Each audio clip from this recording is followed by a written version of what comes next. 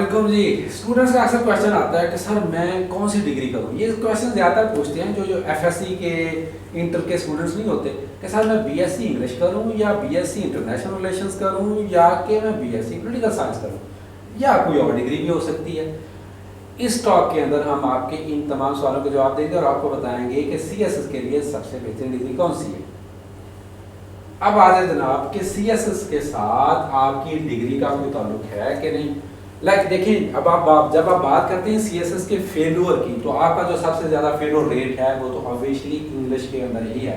जब ये स्टूडेंट सुनते हैं कि 95% स्टूडेंट्स तो फेल इंग्लिश में होते हैं, तो व्हाट दे डिसाइड, तो वो कहते हैं कि जनाब हम क्या करते हैं कि बीएस इंग्लिश कर लें, बीए इंग्लिश कर लें या एमए इंग्लिश कर लें, लिंग्विस्टिक या लिटरेचर जो भी उन्होंने करना है, ठीक है। अब जब इस तरह के मेरे पास क्वेश्चन आते हैं तो उसमें मैं स्टूडेंट्स को एक जवाब दिया करता हूँ कि जो आपकी डिग्री है वो मस्ट या वो एक सर्टिफिकेट नहीं है आपकी सक्सेस का, वो श्योरिटी नहीं है आपकी सक्सेस का। सेकंड, इसी तरह why some people want to do IR, क्योंकि जो अभी करंट स्कीम जा रही है आपकी, अगर आप देखें ऑप्शन सब्जेक्ट्स के अंदर, या तो आपको ऑप्शन के अंदर शुरू में या तो आईआर रखना पड़ता है ज़्यादातर जो सोशल साइंसेज के स्टूडेंट्स हैं, या उनको पॉलिटिकल साइंस रखनी पड़ती है। नो स्टूडेंट्स वे ऑप्शन कि वो आईआर के अंदर मास्टर्स करें या किसके अंदर करें, पॉलिटिकल साइंस के अंदर करें। अच्छा, अब इस चीज़ का हल क्या है? आप आईआर के अंदर कर लें या प्रोसेस के अंदर करें, और होला ना करें, हो सके भले 2 साल के अंदर अगर रिफॉर्म्स आ जाएं और वो ये तमाम सब्जेक्ट्स को चेंज कर देंगे, तो वे यू स्टैंड, उस वक्त आप कहाँ पे होंगे, आपका क्या मुस्तकबिल होगा। जिस तरह वो कह रहे हैं कि क्लस्टर सिस्टम लॉन्च करना है, मैं किसी को मतलब पैनल नहीं करना चाह रहा, अगर गवर्नमेंट का अभी तो फोर्स ही हम कर रहे हैं, कोई ऐसा इनिशियली अभी कोई है नहीं, लेकिन अगर वो क्लस्टर सिस्टम लॉन्च कर भी देते हैं तो फिर आपकी डिग्री का क्या मुस्तकबिल होगा। तो इसका मेरा एक इसमें सोल्यूशन सुन लें कि कोई भी डिग्री आपके सक्सेस का सर्टिफिकेट नहीं है। आपने वो डिग्री करनी है जिसमें अल्लाह ना करे अगर आपका सीएसएस नहीं भी होता तो आप किसी उस डिग्री की बेसिस पे आप अपनी जॉब सिक्योर कर सकें। कोई भी प्रोफेशनल डिग्री देखें, अगर आप कंप्यूटर साइंसेस का आपका बैकग्राउंड है तो आप कंप्यूटर साइंसेस की ही डिग्री करें। अगर आप सोशल साइंसेस में कर रहे हैं तो जिस भी डिसिप्लिन में कर रहे हैं, आप मैथ्स कॉप में कर रहे हैं, सोशल वर्क में कर रहे हैं, या आप जो नेचुरल साइंसेज हैं, आप बॉटनी, उसके बाद एग्रीकल्चर फॉरेस्ट्री में कर रहे हैं, या आप इंजीनियरिंग में कर रहे हैं, तो आप उसी डिसिप्लिन को आप फॉलो करें। अच्छा, अब एक आपको यहाँ पे एक नुस्खा बताना चाह रहा हूँ कि जी फिर आप अपना सीएसएस के अंदर सक्सेस कैसे इंश्योर करेंगे। तो यहाँ पे आपको मैं बेहतरीन एक चीज़ अल्हम्दुलिल्लाह बताने लगा। ये कोई ऐसा नहीं कि मैं कुछ 20 घंटा लिख के देने लगा हूँ आपको।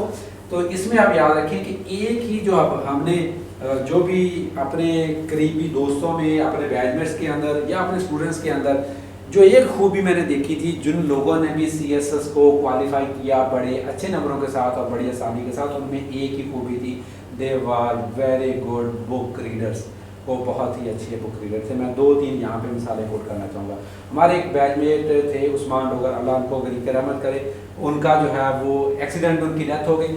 वो हमारे साथ डीएमजी सर्विस में आए और उनकी कोई 12th पोजीशन थी आई थिंक, ठीक है। और उन्होंने, जिस तरह हम होता है कि अक्सर अभी आप रिटर्न इंटरव्यू का रिजल्ट अवेटिंग होता है और आप अगली अटैम्प्ट भी दे देते हैं, समथिंग लाइक, अक्सर लोग इस तरह करते हैं कि पता नहीं अभी मेरा जो है अटैम्प्ट के अंदर जो है वो इसमें एलोकेशन कहाँ पे होगी। उन्होंने भी इसी तरह अटैम्प्ट दी हुई थी, उसका डीएमजी में उनकी जो है वो एलोकेशन हो गई अल्हम्दुलिल्लाह। तो अगले अटैम्प्ट के लिए वो फिर चले गए और उन्होंने फिर इंटरव्यू दिया और उन्होंने अपनी फॉरेन सर्विस जो है वो टॉप पे रखी हुई थी। He got the foreign service and again I think उनकी 16th पोजीशन थी, या फर्स्ट टाइम 16 थी या सेकंड टाइम 12 थी, मतलब वो ये वाली उन्होंने पोजीशन अचीव की और उन्होंने फॉरेन सर्विस ज्वाइन भी नहीं किया। He simply want to bluff the panel, उन्होंने सिंपली पैनल को ब्लफ किया। है सो इंटेलिजेंट गाय कि उन्होंने दोनों दफा टॉप 15-16 पोजीशंस अचीव की। इसी तरह हमारे एक बैच में थे डॉक्टर फहद मुमताज, पहली अटेम्प्ट के अंदर अकाउंट सर्विस, दूसरी अटेम्प्ट के अंदर फॉरेन सर्विस और तीसरी अटेम्प्ट के अंदर उन्होंने टॉप किया और डीएमजी में गए। उनके अंदर भी क्या खूबी थी और उस्मान के अंदर भी क्या खूबी थी, ये दोनों बहुत ज़्यादा किताबें पढ़ा करते थे।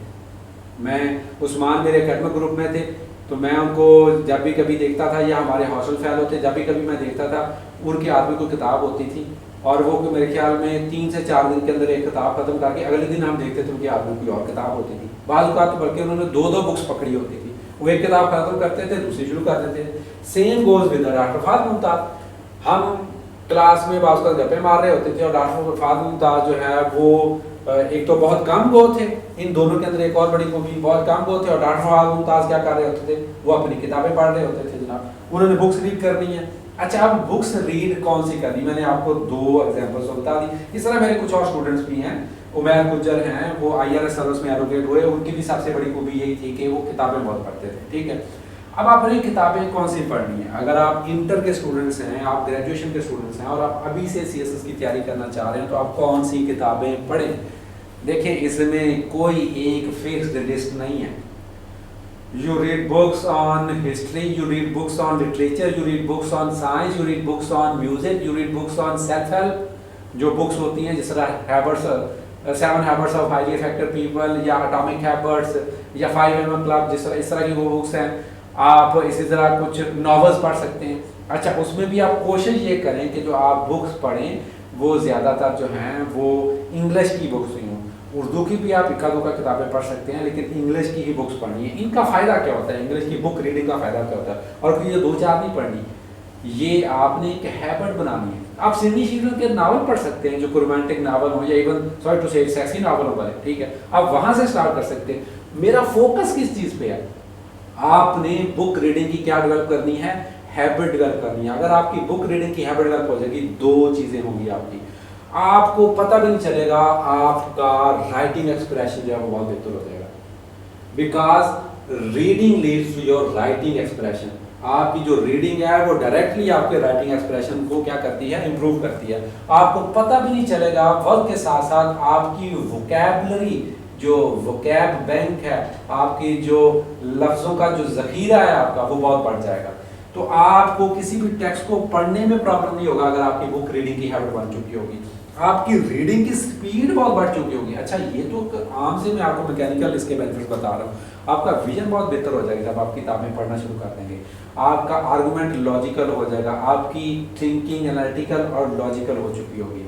अच्छा, अगर आप बिल्कुल टू द पॉइंट CSS के रिलेटेड किताबें पढ़ना चाहते हैं, आप ये नहीं चाहते कि इस तरह की जनरल किताबें ना पढ़ें, हालांकि तो मैं कहता हूँ कि आप कार्ल मार्क्स की किताब थी वो पढ़ें, मैकियावेली की बुक थी द प्रिंस वो पढ़ें, ठीक है। आप इसी तरह जो है वो क्या कहते हैं फार्म, एनिमल फार्म वो पढ़ें, आप 1948 पढ़ें। हिस्ट्री में गूगल पे जाके सर्च करें the most you can say red books, जो कि तारीख में सबसे ज़्यादा किताबें पढ़ी गई हैं, मास्टरपीस हैं, कोई टॉप 100 किताबों की लिस्ट निकाल लें, वो पढ़ लें। अच्छा, इसमें ये गलती नहीं करनी, कोई मुश्किल किताब ना उठा लीजिएगा कि पहले 2 सफ़े पढ़ के आप डर ही जाएँ, आप परेशानी हो जाएंगे अब क्या करें, ठीक है। तो आप कोई सी आसान सी किताब पहले शुरू कर लें, मतलब कोई ऐसा ट्रैवलॉग हो, या कोई, अगर आप साइंस के स्टूडेंट हैं तो स्टीफन हॉकिंग की बहुत सारी बुक्स हैं, वो आप पढ़ना शुरू कर सकते हैं ताकि आपका इंटरेस्ट डेवलप करना शुरू हो जाए। अच्छा, अगर आप टू द पॉइंट CSS से रिलेटेड किताबें पढ़ना चाहते हैं तो उसके लिए आपने क्या करना है। उसके लिए देखिए सिंपल सी बात है, ये जो करंट सिलेबस है और जो प्रीवियस CSS का सिलेबस था 2016 से पहले वाला, उसको उठाएं और उसकी रिकमेंडेड बुक्स की जो फहरिस्त है, जो पूरा एक इंडेक्स दिया होता है, उसमें चला जाए। आपको पाकिस्तान अफेयर पे कोई 25 किताबें रिकमेंडेड लिखी हुई मिलेंगी, करंट अफेयर पे कोई 20-25 किताबें लिखी हुई रिकमेंडेड मिलेंगी, इसी तरह इस्लामियात पे, इसी तरह आपको जनरल साइंस एंड एबिलिटी पे वो 100-150 के करीब तो वो किताबें बनती हैं। उनमें से अगर आप हर सब्जेक्ट के रिलेटेड, फर्स्ट की अगर मैं पाकिस्तान अफेयर्स की बात करता हूँ, अभी से आप फॉरेन पॉलिसी पे कोई एक किताब पढ़ लें, लाइक जिस तरह foreign policy bye Abdul Sattar है, आप इकोनॉमी पे एक किताब पढ़ लें, आप कॉन्स्टिट्यूशनल पे एक किताब पढ़ लें, कॉन्स्टिट्यूशन पे जिस तरह कॉन्स्टिट्यूशन डेवलपमेंट पे GW चौधरी है, इस तरह आप प्री पार्टीशन और पोस्ट पार्टीशन पे KB सैयद की 3 किताबें हैं, एक फॉर्मेटिव फेज है, एक पॉलिटिक्स इन पाकिस्तान है, एक पॉलिटिकल सिस्टम इन पाकिस्तान है, उस पर आप किताब पढ़ लें। एट द एंड आपको अगर स्टिल कोई क्वेश्चन है कि कौन सी डिग्री आपने करनी है, you can write in the comments, मैं आपको उसका आंसर दे दूंगा कि इसके आपको क्या फ़ायदे नुकसान हो सकते हैं। But still I would recommend कि आप डिग्री वो करें कि अगर आपको CSS के अलावा भी कोई जॉब करनी पड़े तो आप में उसको प्रॉब्लम ना हो। इसी तरह अगर आप कोई मुझसे स्पेसिफिकली किसी किताब के मुतालिक पूछना चाहते हैं, you can also right in the comment, मैं उस पर इंशाल्लाह आपको आंसर दूंगा। आज के लिए इतना ही काफ़ी। और एक आप हमारा जो है जितना हमें अप्रिशिएट कर रहे हैं कमेंट्स के अंदर, और जितना हमें इससे क्या कहते हैं हमें इनकरेज कर रहे हैं, इसके लिए बहुत बहुत थैंक यू, क्योंकि ये सिर्फ आपकी इनकरेजमेंट और आपकी अप्रिसिएशन की वजह से है कि हम डेली किसी ना